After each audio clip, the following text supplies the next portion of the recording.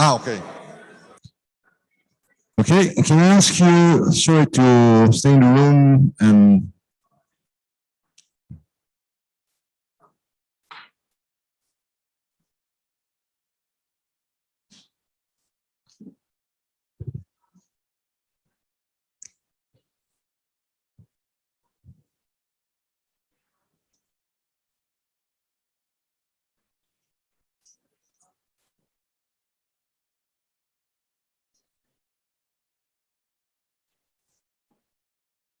Questi qui davanti sono riservati...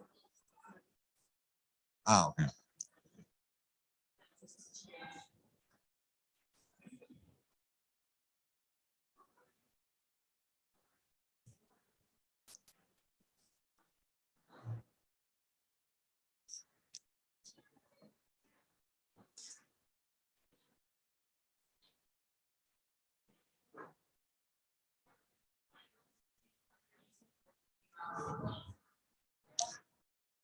Would you like to come on to the first row?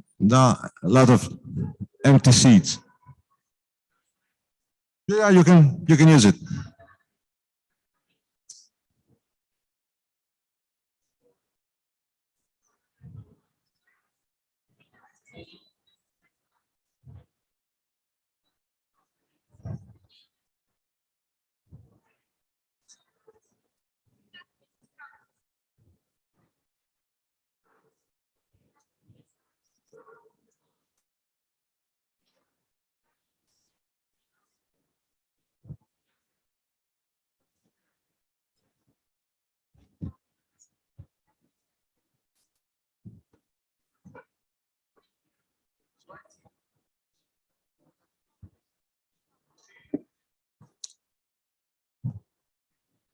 Okay, I think we're almost full. So,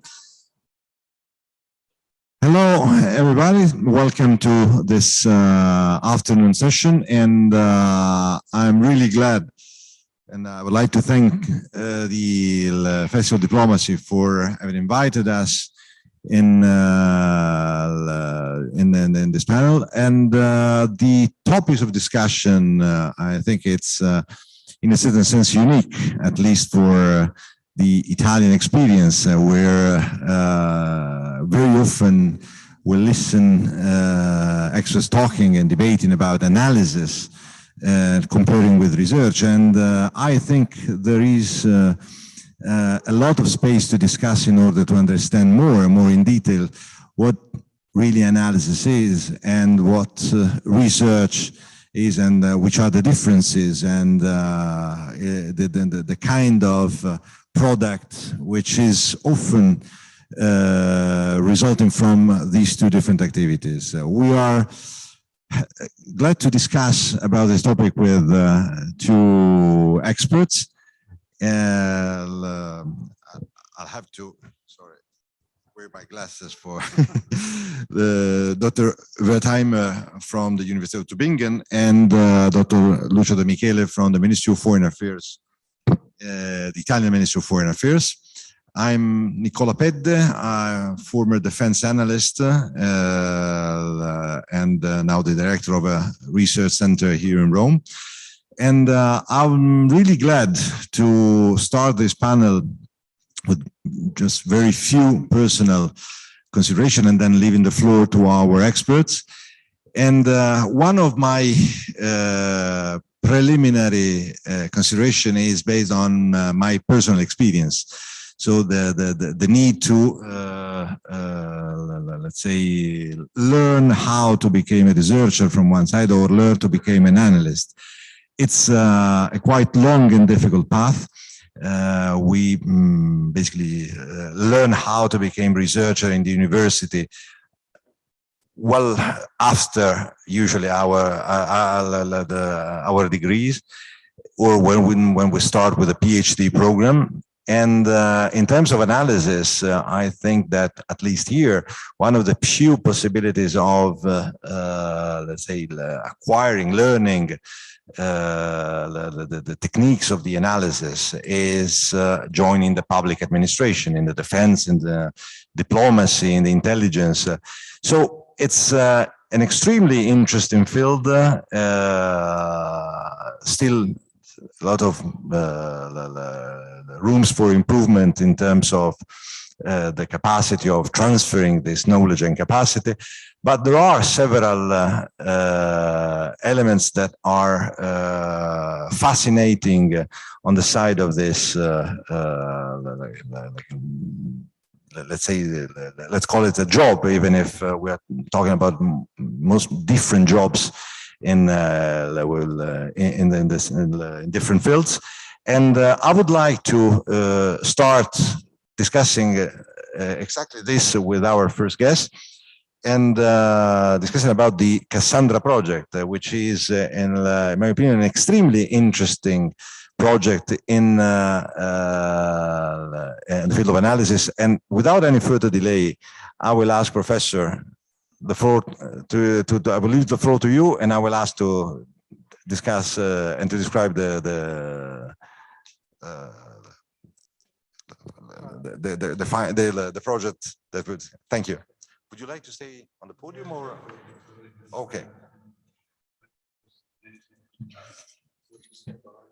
Yeah.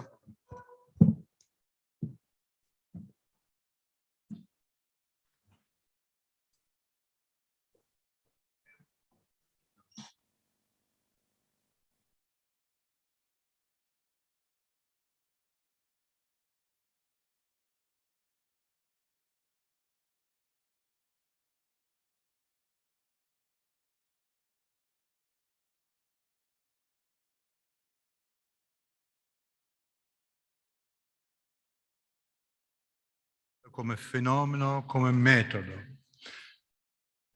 Sì, sì, I start in English.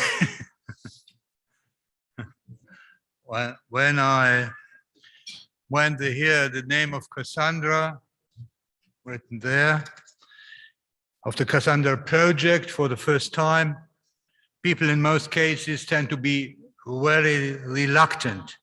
The name of the antique Trojan prophetess still seems to be a synonym for doom, mongering, and pessimism and defeatism. Or they consider her as a sort of clinical case that calls for medical treatment under the category female hysteria. And in fact, there is a shadow of doom over her. She was doomed to general disbelief. At the time of the Trojan War, she warned urgently and with good reasons, but nobody wanted to believe and trust her.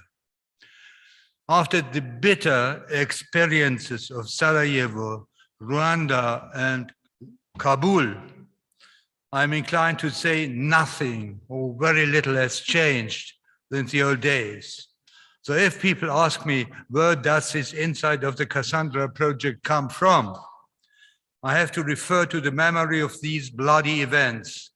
The motivation, my motivation for the project, traces back to the terrible experience of the massacres in Rwanda with millions of victims, and Bosnia with 250 killed people.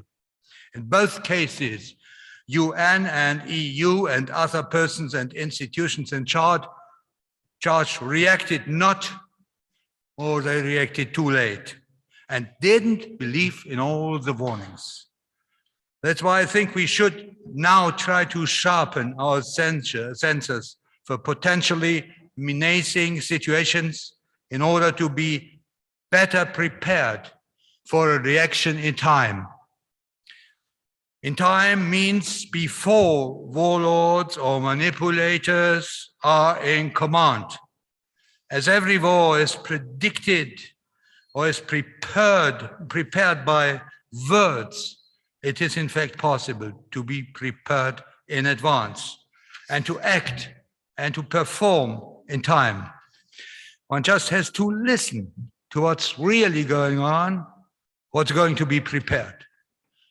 The second ordinary question, sometimes in slightly reproachful and sometimes aggressive tone, in most cases is, why literature? The slowest, bothersome, lengthy medium ever. We are living in times of cyberspace and cyber realities, why literature? Yes, I have to confess we are addicted, or at least fixed on literature. Why are we? Well, what is literature? Literature is in fact the biggest collection, books and books and books and bookshelves. Literature is in fact the biggest collection of human memory and history and experience. An immense archive of spoken words, as well as of hidden thoughts. In short, literary texts are footprints of our cultural genomes. They argue not in terms of historiography, the texts, but in form of concrete stories, not in terms of great political names and data, but in form of individual lives and destinies, individual ones. Literature does not argue in terms of human rights, but prefers to focus on ordinary human beings.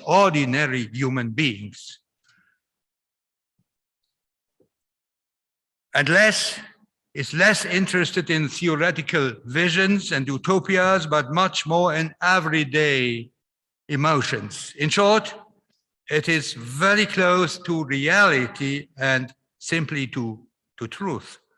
Good literature is obsessed by truth.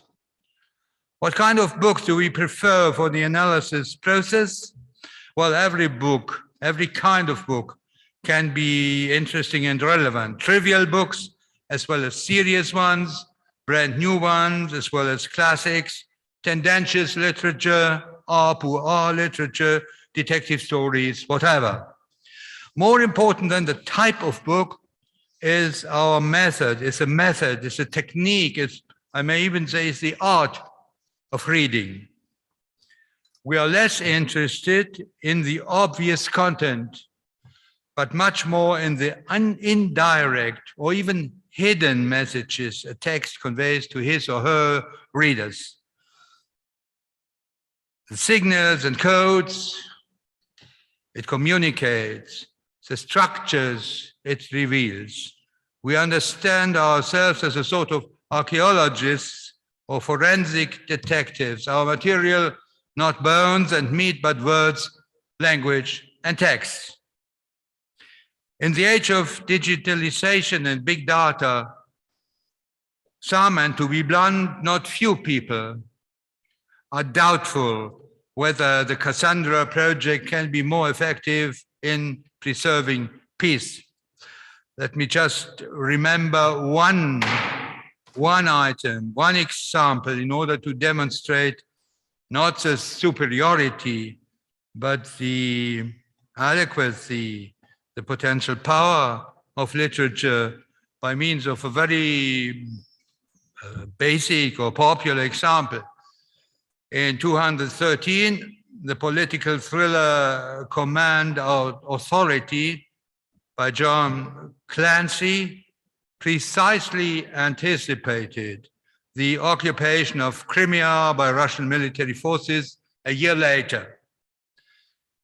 One famous journal asked provocatively if Clancy knew, why not EU? And that is true. If Clancy knew, why not EU?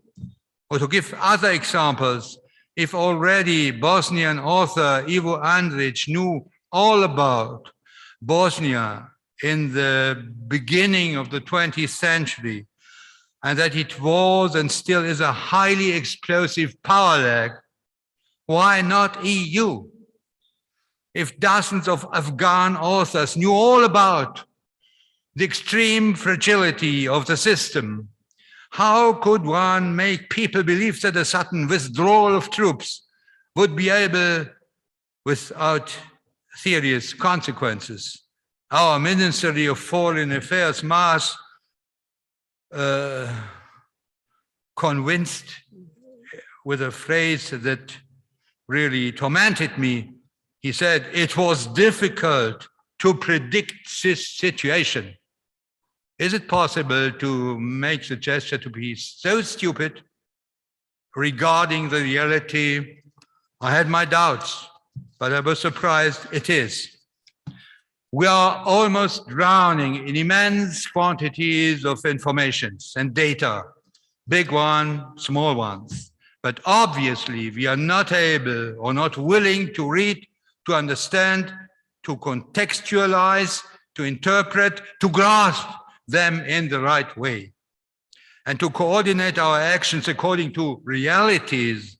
Instead, we prefer for a long time to follow the limited path of our wishes and illusions, to drive by sight, as politicians call it euphemistically. Wishful thinking can be, however, a trap, a deadly one. That's why I think we should try to activate the power literary intelligence instead of adoring exclusively the traditional routine ways of standardized diplomacy and prevision.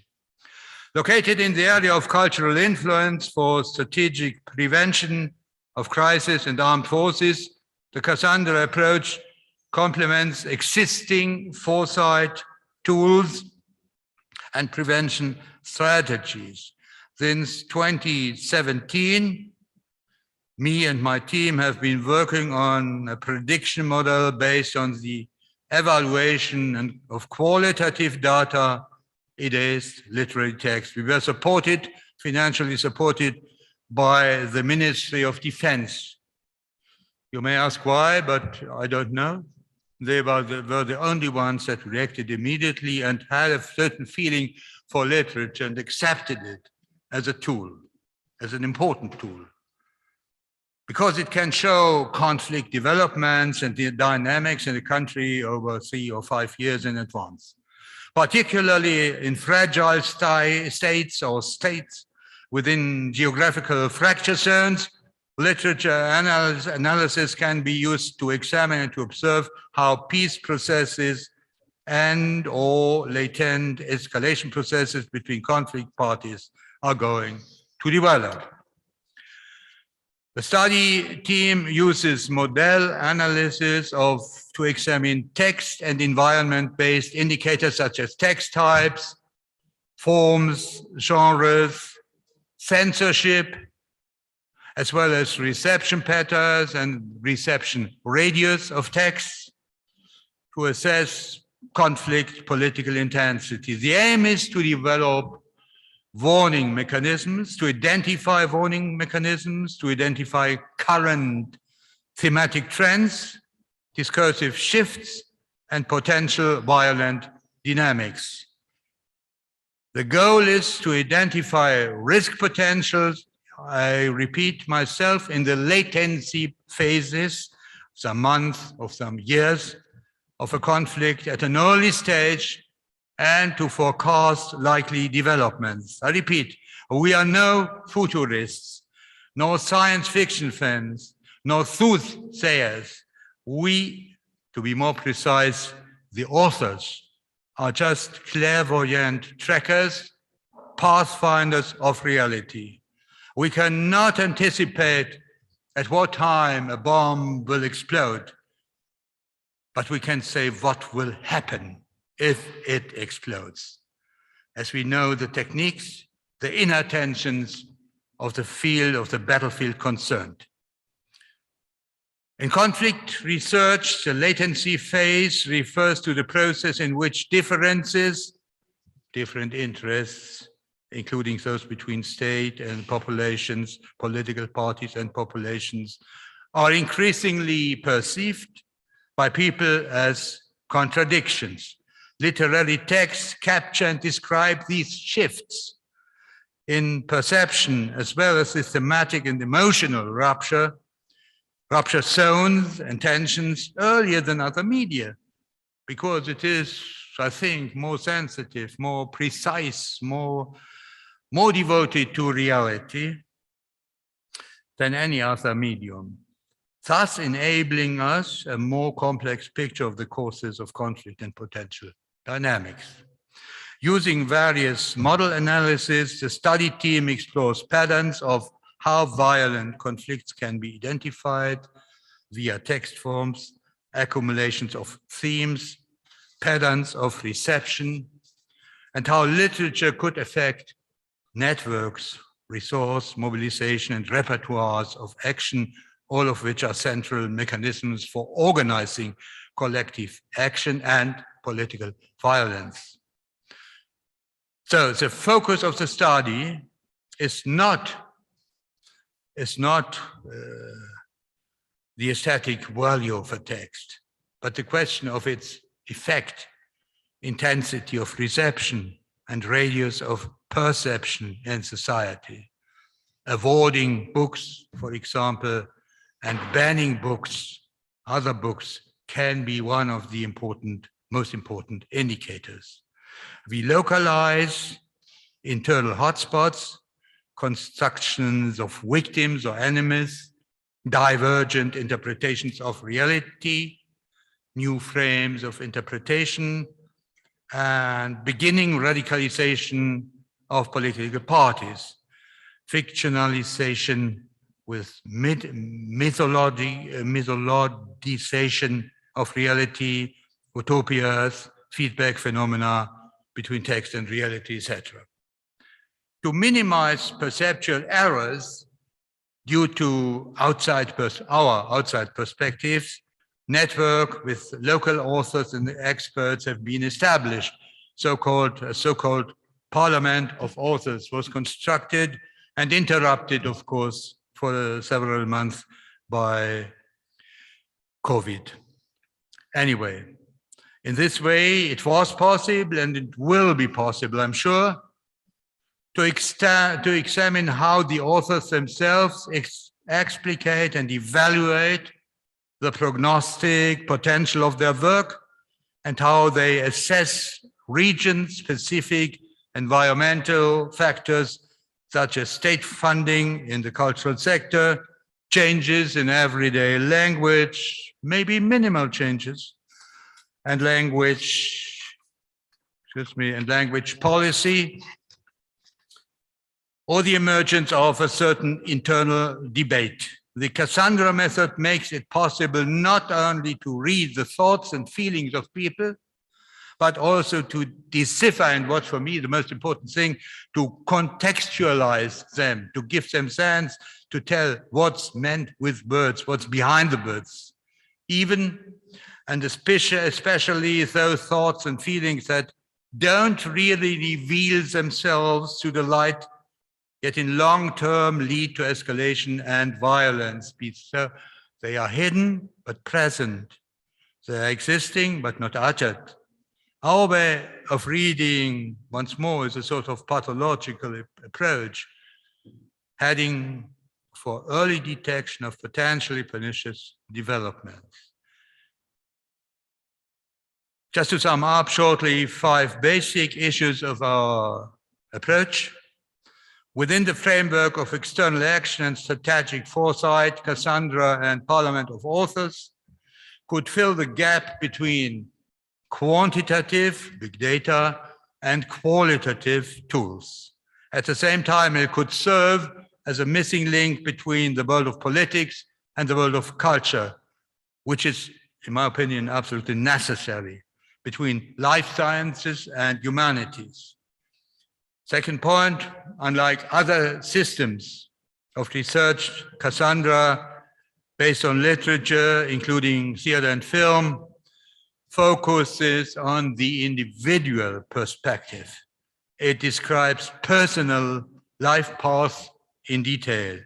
In many cases, these individual lives are, however, representative for the whole of a society. Third point, the Cassandra method transforms subjective reading processes into quantifiable material collected in a so-called database. I'll go to explain it later a little bit more in detail. By means of this risk score database, we are able to design a so-called emotion and conflict map that indicates potentially dangerous conflict within the range of 3 or 5 years. Whereas other methods grounded on empirical assessment, in most cases, neglect and that's one of my last points, neglect the emotional dimension of human decisions, even political ones. We are fully aware of this dimension that controls our behavior as well as the reactions of the whole group. Fiction is in fact a sort of simulation space, even for important unknown or half-conscious, but very important emotional zones. Our aim will be, point 5, to conclude a European emotion and conflict map, including all the potential trouble spots of the continent within 4 years.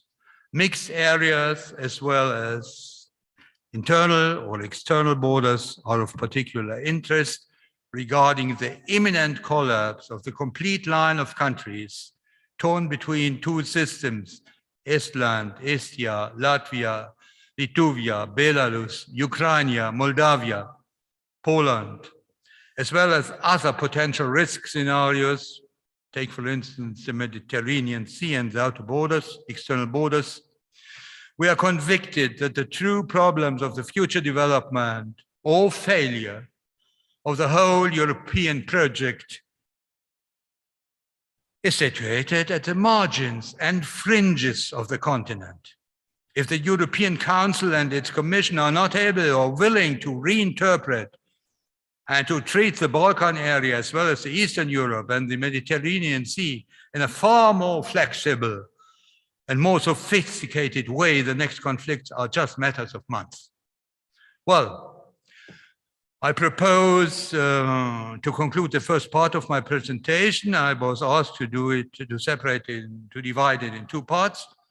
At that point, but as I try to give a general summary of our approach so far, afterwards I'll go a little bit more in detail in part 2 after our discussion.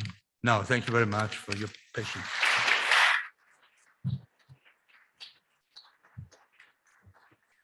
Thank you. Thank you very much, Professor. It reminds me, when I started studying analysis several years ago, one of my professors of structured analysis was insisting with us and basically asking us to study the textbook of history of the areas we were working with, and in particular specific countries that we were focusing on. And so we had to acquire the basic idea of the perception of themselves, how they teach their own history, how they perceive themselves in the historical map. And that was really fascinating in certain cases. And then I tried to use the same approach also on my country, and it's much more complex. But it's I think it's an interesting exercise. And another point that you've touched upon, which I think is very important, is starting describing who is the analyst, who is which kind of product is bringing on the table of especially the decision-making system. And you were quoting saying that you don't know why the defense was interested. I think that within the defense, more in general in the public administration, but probably within the defense more in detail, I think that there is a culture of analysis. They understand analysis, they use analysis, and it's something they can, let's say, understand in terms of models, and they understand that it's worth investing in different potential tools connected to analysis. And this is one of the issues which is, I think, extremely important to understand that the analyst, as you said, is not a futurologist. It's not someone predicting the future. It's someone providing interpretation, different interpretations. So giving the decision-making, not the final answer on something, but the different scenarios which might be resulting from a certain situation. And that's very often the problem in dealing with a decision-making system, which is asking for a precise answer. So what it will happen tomorrow? I don't know. There are different sets of scenarios which can be put on the table, and the role of the analyst is that of trying to quantify the percentage in terms of possible probability, and so trying to assign a certain weight to the different scenarios. But it's you need to work with a decision-making system which is able to understand what you're doing. That's the catch-22 system, which is quite often transforming the work of the analyst into a real hell in practical terms. But using this example, I'd like to move to the second speaker, Dr. De Michele, from the Ministry of the Policy Planning Unit of the Ministry of Foreign Affairs. So looking at the analysis from inside the public administration and directly produced in order to provide elements to be used by the decision-making system. Dr. Michele, the floor is yours. Thank you. Thank you very much. Thank you for having me. It's very interesting what I heard. I'm bringing the perspective of a practitioner. I'm working in an administration. I'm a diplomat. So work in the foreign ministry. We are trying to understand and figure out how we can use new techniques to do better what we do and what the diplomats have always done. The traditional tools for a diplomat are basically two. History. So we have in our background, most of us, they have the knowledge of history, a certain type of history, admittedly, so more the history of international relations, but you have there a catalog of human behavior, which could be, say, a way to orient yourself in the future. And the second tool is the ability to, particularly when you are abroad, not working in the capital, but we are in a specific country, posted in a country, you spend 3-4 years there, and if you're curious enough, and you should be, then you get to know the country in most of its dimensions well enough to say what's happening, and maybe also to say what's likely to happen in the future, in the near future, maybe. So these are the two traditional tools.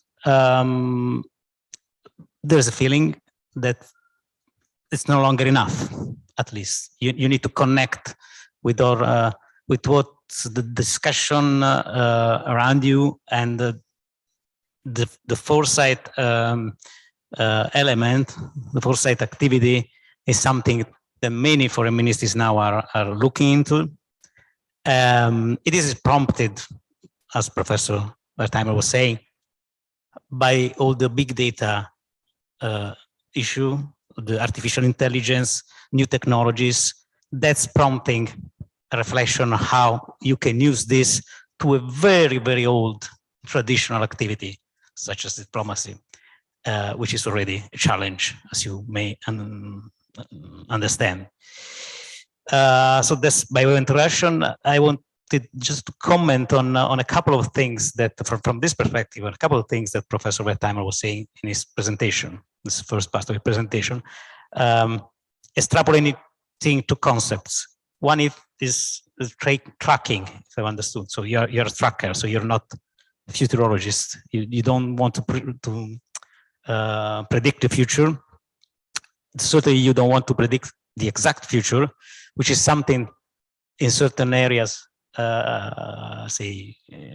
is what decision makers actually want to have. It's like when you have a picnic tomorrow, you want to know if it's raining or not tomorrow, not in a week time, and that's more or less the same attitude that the political policymaker wants to have, and that's understandable. And the second concept I want to bring forward is wishful thinking. So first, tracker means identifying weak signals. It's already there. That's the idea. It's already there. You just have to read it and to identify what's the signal, differentiate the signal from the noise. So what's relevant and what's not relevant of what you're seeing and reading today. Second element, wishful thinking. Wishful thinking is most of the time what prevents you from doing this, differentiating a relevant, meaningful signal from an irrelevant signal. Most of the times, you want things to be that way. You want the Afghanistan to be like a paradise in heaven on earth when you move out. Unfortunately, that's not going to be the case. And this is extremely difficult for a human being, for any human being. That is why you need to be to acquire a very detached attitude when you try to read this. Contradicting a bit what Professor Wertheimer was saying. Not to be emotionally involved in what you're seeing and what you're reading, because you want things to go well, but you probably are in a situation where things can go very wrong instead. So this is the difficulty I see from the practitioner's view to do this kind of things, to do it in a meaningful way, and to convey all this to the next level, which is the political level.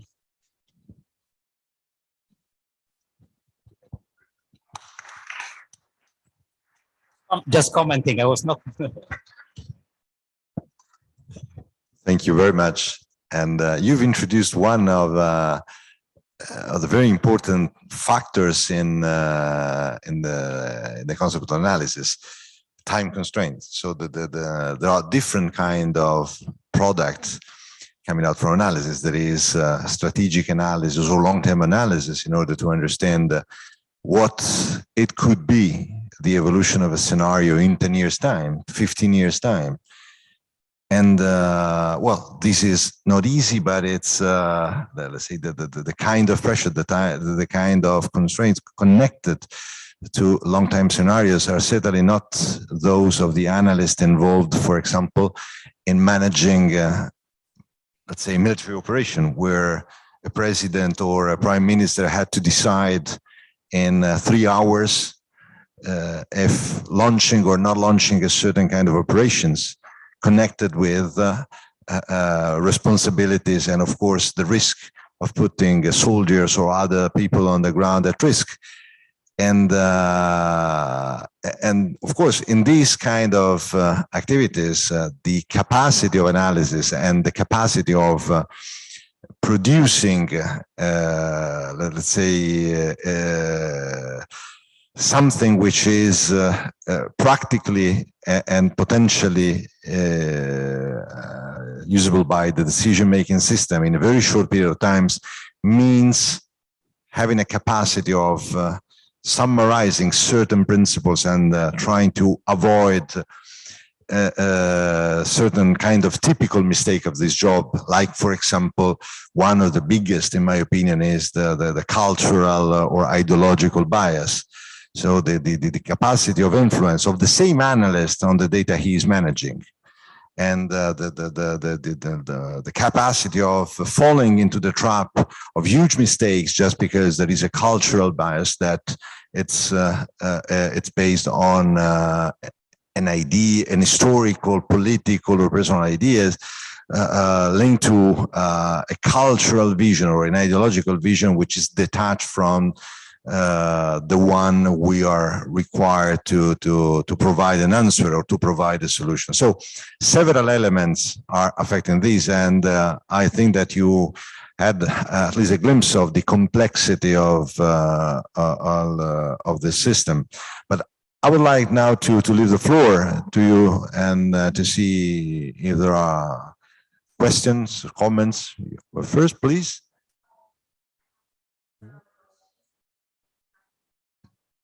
I don't know how we are. organize.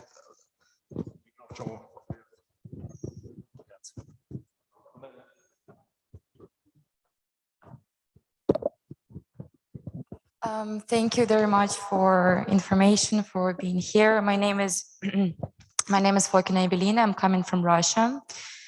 And I have several questions. First one is about the project, the Cassandra project. And I wanted to ask, what is the exact process of selecting the information? Because as you said, we're living in the age of immense amount of information. So how exactly the books or the textbooks or information is selected? And the second question regarding the project is whether or not you have current predictions regarding the role, or not predictions, but the possible scenarios regarding the role of Western world or Europe on the international arena, because as we see, different actors are taking major place now, as China and maybe probably Russia as well, or other international actors. And the second question was regarding foresights in the diplomat area, and I wanted to ask because we see precisely how, due to the lack of information and cultural awareness, some critical mistakes are being taken. So the question is, how practically well are diplomats informed about the foresights in their daily routine, daily career, how they actually take the role of the foresights in the day-to-day life? Thank you very much.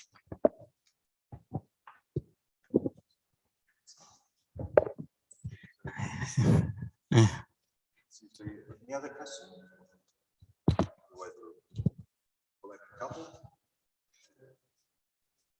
Other questions? Okay. Yep. Yes, if I well understood the question, how we use foresight in diplomacy. Okay, say foresight is a very general term. There are nuances. There's foresight, forecast. When you use the word forecast, the obvious example that comes to our mind is weather forecast. I also used that before. Think that our field of observation is the international relations. International relations are like 90% made by humans. So what you need to observe are human behaviors in certain situations, which is completely different from making forecasts about the weather, which is a natural phenomenon. It's much more difficult, much more complex in a way. As I said, we are still trying to understand how we can use all these techniques in our daily job. My feeling is that the military people need certain kind of foresight, intelligence need another kind of foresight. Political parties need another type of foresight. In our specific case, what we are talking about here is a very specific, but also probably the most important application of foresight, which is conflict prevention. Diplomacy is partly about conflict prevention. It's not everything about conflict prevention. So diplomacy can use these techniques in this field, but you need other areas for us to be important to know in the future what are the chances that President Putin will be candidating again for the elections in 2024. This type of foresight is different from trying to understand the signals that there will be a conflict in a country. So the challenge now for us is exactly to identify what kind of techniques would serve best what kind of purpose.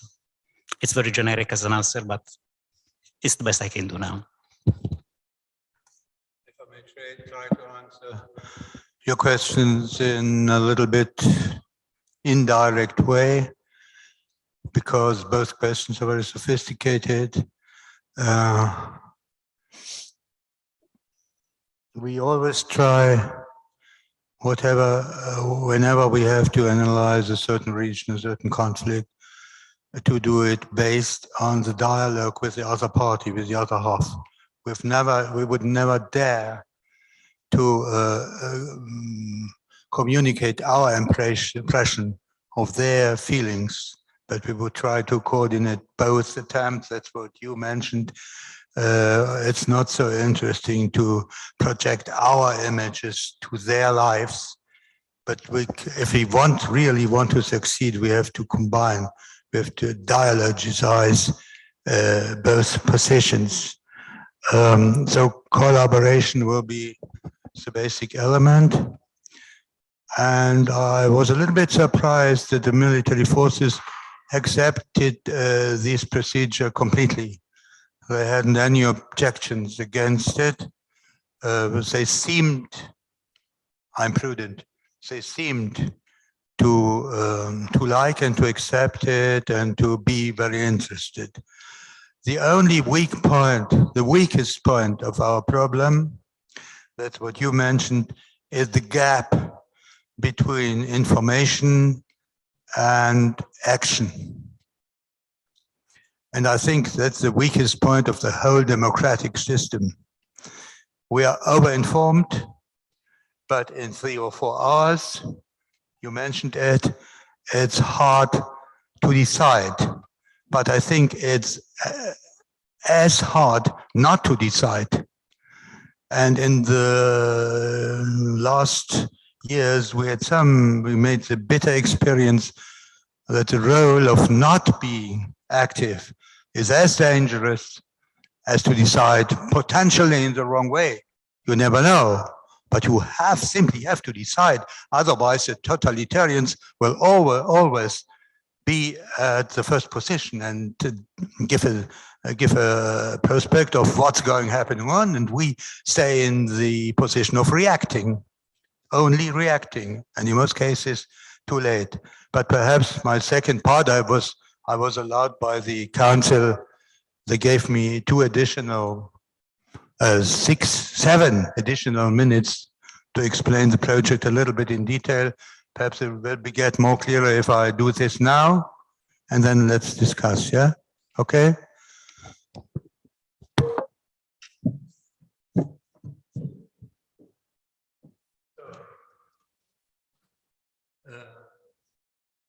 Six additional minutes for Cassandra propaganda.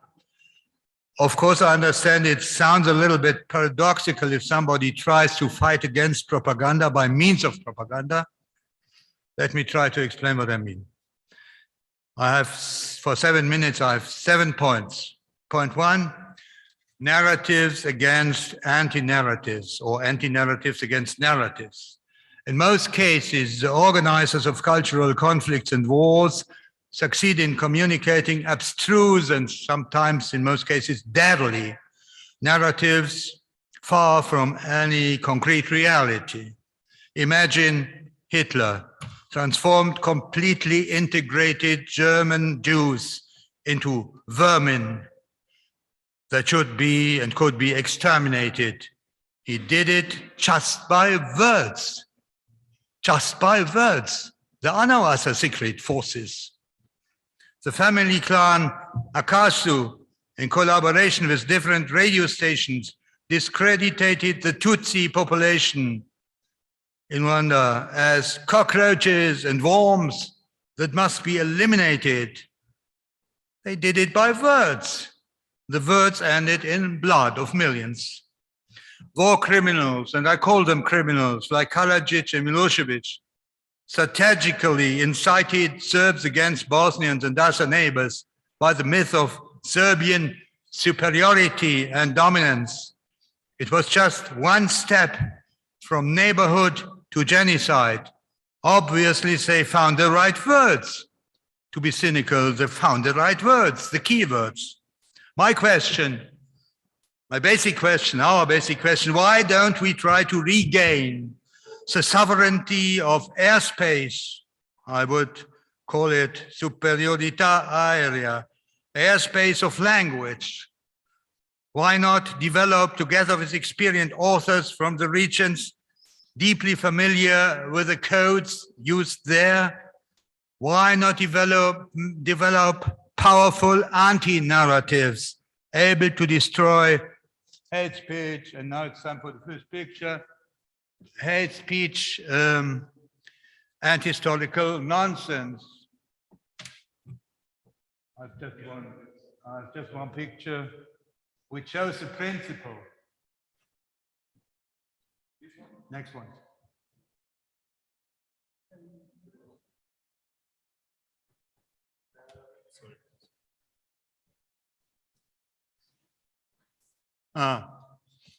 I have to do it, okay? I have to work.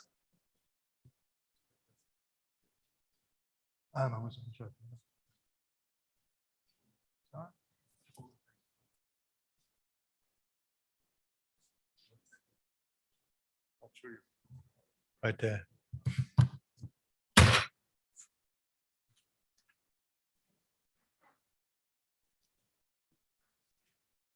It vanished.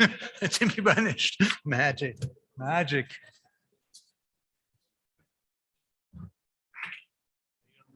Yeah.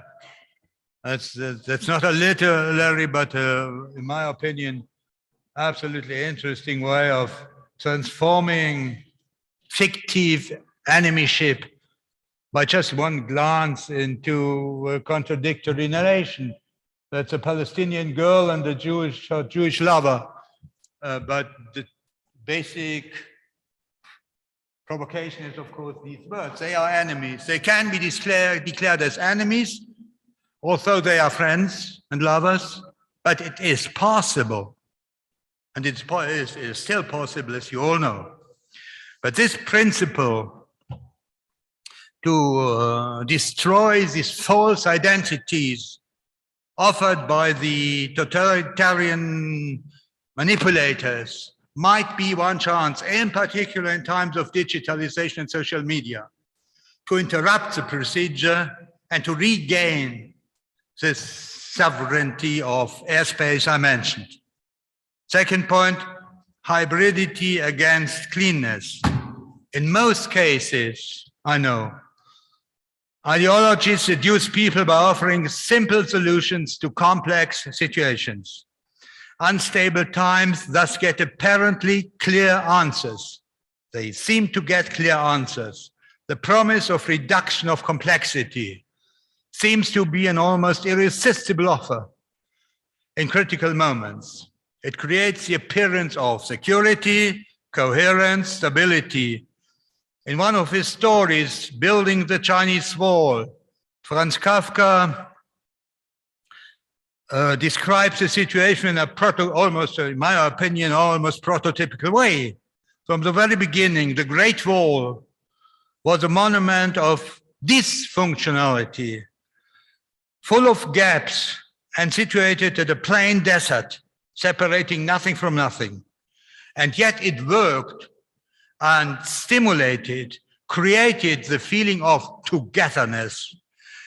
It didn't protect an empire, it helped to create an empire.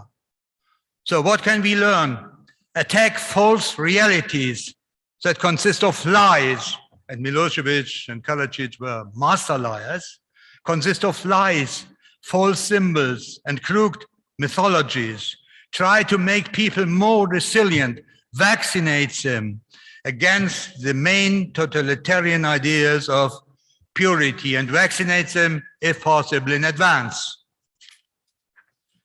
Point 3, emotion mapping. In order to achieve these aims, we developed a prototypical version of a so-called database, collecting and systemizing the results of our readings.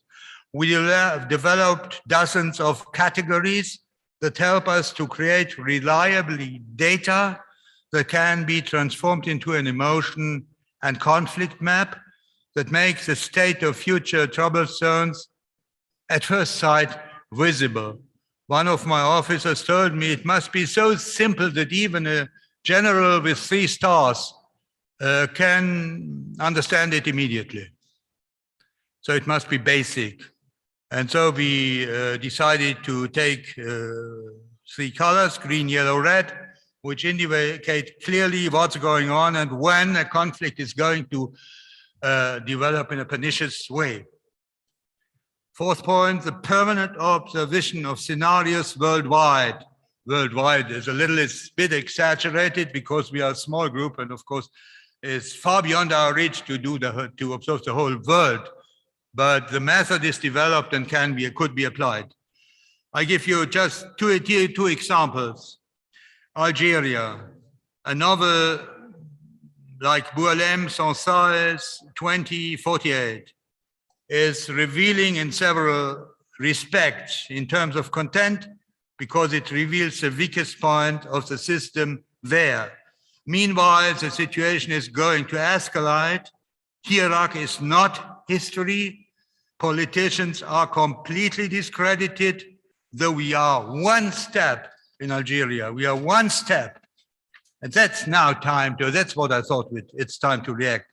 One step before a war against Morocco or a coup d'etat of one of the army or clan organizations there. Open your eyes now in these weeks, in these days, and do not wait longer. Second example, I could give dozens, but I just have the time to give a second one. Azerbaijan, Armenia, Bergkarabakh, the region where we had a war 3 months before. The example of Azerbaijani writer Akram Ailizili, born 1937, shows once again the nationalist resentment can be detected long before the outbreak of the war. In fact, we warned 3 months before the last war began.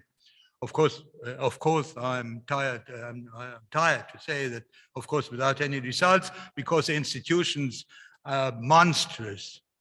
And to bring them to a decision is a work of, how do you call it in Greece, mythology, Hercules Arbeit.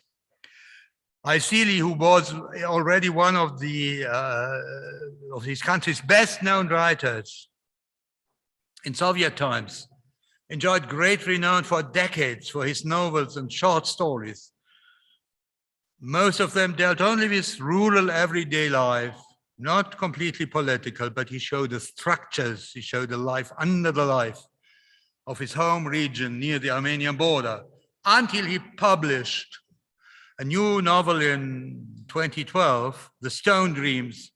He writes about no less than 2 central taboo topics of Azerbaijani society, which turn out to belong together, not only in this portrayal. The novel links the issue of the Turkish genocide to the Armenians in 1915 with the anti-Armenian pogroms in 1998-90 in the Azerbaijan capital Baku. Overnight, the public perception of the author changed from celebrated literary hero to pariah. He was deprived of public honors. His books and plays disappeared from teaching under political pressure. The National Writers' Organization expelled him from his ranks, and at rallies organized by authorities, demonstrators burned his books in the street and demanded the death of the traitor. Months later, the new war began. 5th point, plurifunctionality. The Cassandra method originally was developed in order to prevent the escalation of cultural, ethical, religious conflicts. It is, however, applicable to any other type of potentially pernicious constellations of our time. On controllability of AI, biogenetic experiments with human beings, strategically breedings of elites, perfectibility, energy translation, and so on. 6th point, and that's an idea from my friend, one of our collaborators with Wole Soyinka, a Nigerian author who suffered from the Biafra issue at his country, was in prison, etc. and continued to fight against these systems. His experience led us to the following idea. Perhaps we need just not one Cassandra, we need transformed Cassandras as a visible and palpable entity, maybe a collective. Oh God, I skipped something. I have to do it now. That's the topic of the borders. In most cases, we have borders between equal territories, but the border is the biggest signal to organize the system and must be attacked, can be attacked. Next one. That's just one. The Ministry of Defense doesn't allow to show our dynamic, of course, not static, dynamic emotion map more in detail, but that's one of the sectors that concern Algeria and different popularities there. Based on a so-called data bank. It's a little bit useless to show it here because it consists of many details, but it shows the categories, it shows the connection between the categories. So I just want to show you that we are not imagining something more or less fantastical or sensible or subjective, but we try to transform the events of our readings to a more or less quantifying schedule that can be transformed afterwards in a long procedure to the so-called emotional map. And now the few examples. Next one. That was the book I mentioned, 2048 of Quello, a dystopian romance, a dystopian novel, which explains most of the things that are happening now. Next one. That's where I will say my last example. Initially, the Armenian author, which was banished from the public audience, and finally, that's because we don't have the time to talk about Kosovo. The next one. Nigerian Nobel Prize winner Yinka, which helped us to develop the following idea. And I repeat the sentence. Perhaps we need a kind of transformed Cassandra as a visible and palpable entity, maybe a collective representation, a sort of, shall we say, Cassandra soccer team, or some other form of permanence in a global consciousness, where matters is simply to call attention to the fact that from the earliest human communities, the Cassandra role as an outsider, we are always outside both communities, those of the analysts and those of the analyzers. Because it's necessary to break this role model, which of course is a model of power, and say beyond is risky but necessary. The Cassandra outsider has proved an inevitable, even salutary irritant of society, virtually embedded in the very process of knowledge. So my seventh and final conclusion and solution is a very pragmatic one. For Europe, wake up, Europe, wake up, Europe. Listen to what the Cassandra voices of art and literature communicate. Forget about your bureaucratic routine and eliminate your petrified modules. Try to practice plurimedial and pluridimensional appeals. Hybrid realities as ours need hybrid answers and methods. It's time finally to break the curse of Cassandra. Thank you very much.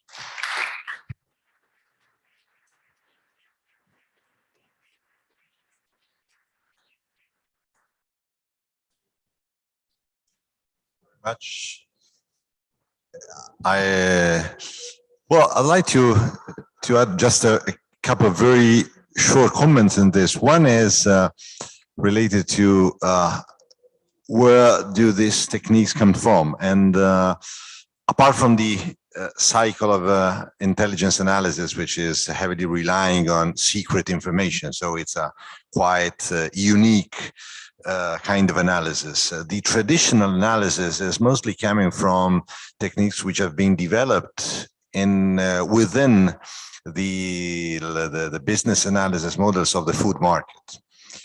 And I don't know if you have an idea of why you find certain goods at the store in a certain position in a certain place, because it's part of an in-depth analysis of the consumer behavior based on techniques which are extremely sophisticated and which have been adopted by, especially by the military environment, and transformed into something usable also at a strategic or military level. And this is one of the issue which is curious still today. Most of the methodologies that we use, for example, for scenarios are still based on this, like SWOT, PEST, and this kind of techniques are mostly, let's say, taken from this environment. The second issue is one of the most important variable in affecting the capacity of analysis nowadays, which is technology. It's difficult to imagine how different is today the capacity of collecting infos with respect to what it was the reality 10, 15 years ago. And probably you don't understand the amount of data that daily are disseminated by your Facebook, Twitter, Instagram accounts, and used by analysts through software, through certain kind of aggregators, which are providing qualified information on certain issues. Just let me give you an example. I'm following a conflict in this moment in the Horn of Africa, which is basically known and analyzed 90% only through the infos taken by the social media, because the capacity of the parties involved in the conflict of blocking the access to information, the access to the ground, and denying certain elements traditionally used by the analysis would have stopped the capacity of analysts of providing certain kind of evaluation and certain kind of scenarios. So this is another element that has to be put into consideration, the level of technology that we are able to use in this phase in order to acquire and process information in order to transform them into qualitative or quantitative data. But let me see if there is any other question from, oh, wow. I don't remember who is the first. Okay.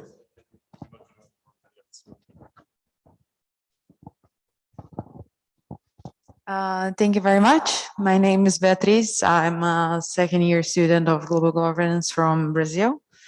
And we came from the previous conference that was putting us the question if we were ready for per cyber attack. And having this in mind, I would like to ask a question. How do we consider the human factor, the inside knowledge of our enemy in a world where it seems that we are approaching a cyber attack at any time and we don't really know our enemy?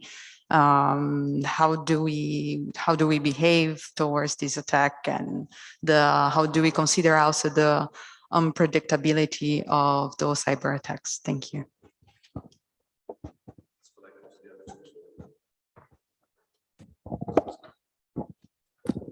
Thank you very much. My name is Agiz Jadal and I'm from Turkey. You have mentioned about Afghanistan, Kabul, Bosnia, Armenia, Turkey. You said that we are the authors, we are writers. History can be written. What we call history is interpretation of events accepted by everyone, but by different people and parties. You said that we cannot say that the bomb will explode, but we can say that we can predict that what will happen after the bomb will explode. But there are also things that cause this bomb to explode. If these are also foreseen and interpretation can be made and measures can be taken, a certain level of education is needed to be able to comment while they are being observed. Currently, many countries have directly perverted history books and poor quality of education systems and under dictatorship. I will speak for the youth generation. I would like to know your own opinions and advices about what is our duty, like, let's say as a global governance student, to enlighten this society that grows up without education and full of ignorance. Thank you. Thank you. I am Nicoletta Bozzo from Italy, a second-year student at Global Governance. And thank you very much both for your interesting speeches. My question is a technical one regarding the proceedings of the Cassandra projects. And specifically, I'm interested in understanding whether when studying a text, you read it in the original language, because I guess that when translating, we lose some important meanings, some significant shapes that can be understood only in the original language. And I'm particularly thinking about poetry, but not only, or whether the linguistic aspect is just secondary one in your type of research. Thank you very much.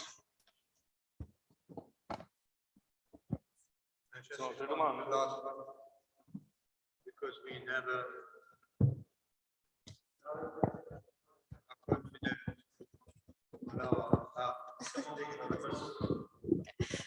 Thank you very much for your speeches. My name is Alexandra Mityakina. I'm a GG2 student coming from Kazakhstan. And as you mentioned, although we can predict some things like in nature regarding the weather for next day, we cannot so easily predict the human relations on which upon are the policies built. So my question is the foreseeing comes as a remedy from lack of communication, or the lack of communication is in fact the reason of having the foreseeing? How does communication affect the need to have the ability to foresee others' actions?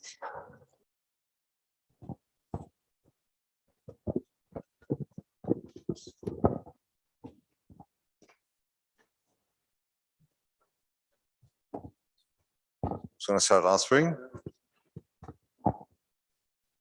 Just wanted to give an answer to a very concrete question concerning the translations. Of course, we are not too confident in our ability to read the original.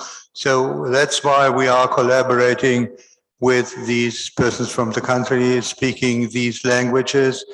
And there's no more interesting type of dialogue than discussing a text with from both sides, and to explain what's being behind the words, what's saying behind the words. I'll give you just one example.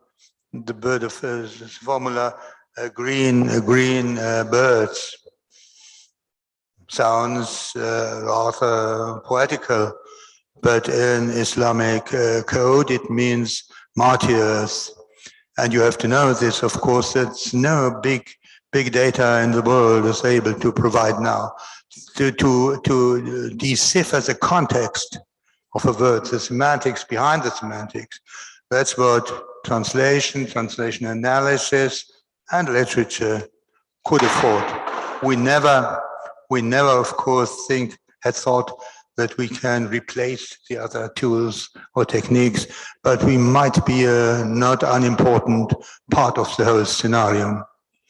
For the other questions, I would ask you short translation because acoustically I did not understand everything. Well, yeah, I'll try. The other questions are extremely broad, I think, and also I have the same problems that you had, but I couldn't hear them 100%. So I try to guess a bit. So the first one is about unpredictability or predictability of an attack, specifically on referring to cyber attacks. So that leads to actually understand what foresight is for or should be for. I was trying to say that at the beginning. You don't do foresight because you want to predict what's going to happen. You do foresight because you want to know better the present you live in. And when you know better the present you live in, you can be better prepared. So the fact that you will never be able to predict, at least to the level of our knowledge now, what kind of cyber attacks there'll be in the future, where from, it's not, of course it's important, but it's not the most important thing. The most important thing is that if you know that you are subject to this vulnerability, you first try to address the vulnerabilities. In that case, you reduce the level of threat. You don't eliminate it, but you reduce it. And that's probably the best you can do. The other two questions are really large. I think I see something in common, which was about the education and the communication, I think. Well, I come from a generation that cannot lecture anyone, basically. I was about your age when the Berlin Wall fell down. And from that time on, it was a succession of failures. So I cannot lecture anyone. What I can say is that the level of complexity of this world is extremely high. We are there is a sense that the parameters are shifting for two, 3 reasons. One is there's a geopolitical shift. We grew up in a world when you more or less knew who was in charge of the world. You like it or not, but it was a reality. Now it's much more, blurred, the picture that you have in front of you, and that makes people feel insecure. Second big phenomena, the technological one. And you master those type of phenomena much better than me. What I can say is that from what Professor Wertheimer was saying before, we sometimes, my feeling is that we tend to exaggerate the impact of certain things. I mean, the impact of social media. We have seen that manipulation of information, manipulation of people's minds happen through different channels much before social media were invented. So it's a new phenomenon, but also an old phenomenon as well. Third big issue, climate change, environment, and there, frankly, I have nothing to teach you on this. It's my problem. It's our problem. It's much more problem of yours. And I think education, okay, it's key. Awareness is key. I think you, generally speaking, and also globally speaking, are a much better educated generation that we were, and that's probably the key to your future. Thank you. Well, on this issue, which I think is extremely important, so you've anticipated how asymmetric it's becoming the system we are dealing with, and so how difficult it is to interact with a system where we are not used to thinking asymmetrical way, or we are still equipped in a very symmetrical capacity. We are unfortunately running out of time, and we are going beyond the schedule we have been assigned. So I would like, first of all, to thank our speakers, and I would like to ask you to join me in clapping and just one film, okay? Because we have just a few minutes. Yeah, no, just one word. Just wanted to indicate that the dangers and perils of being afraid of cyber and virtual realities is not so brand new as one might think. Literature is a field of experiment that from the very beginning analyzed different levels of realities and perceptions. And that's why literature is a sort of test place or test area for these conversions, asymmetries, etc. Manipulation is a stone-old phenomenon, not a brand new one. The techniques are new, that's true. They are quicker, they're broader, anything else. But the principles are the same one. It began with close to this palace with Cicero's talks in antique Rome. So manipulation is a basic instrument, of course, of politics, and reaction on these manipulations is one of the basic elements of literature from its very beginning. That's why poets were damned to go in exile, etc., and in most cases live in exile. So it's very interesting that these literatures are sort of Nestbeschmutzer, wie sagt man Nestbeschmutzer, I don't know. They destroy their own, they seem to be persons that destroy their own political and social context by their critic. But if you accept this critical elements, these seductive elements, as important part of, or sub-part of the social discourse, these voices are precious and can help us and can lead us to inevit or to not to do inevitable reactions. That's all I wanted to say, but I think the power is not to be underestimated. And just one argument that it is not underestimated. All the totalitarian dictators, those that may practice censorship, they take literature really serious. They take it in serious, otherwise they would not prohibit them, otherwise they would not persecute authors. They take it serious. Let's be as clever as those that organize and still organize censorship. Let's be as wise as they are, but in the positive way.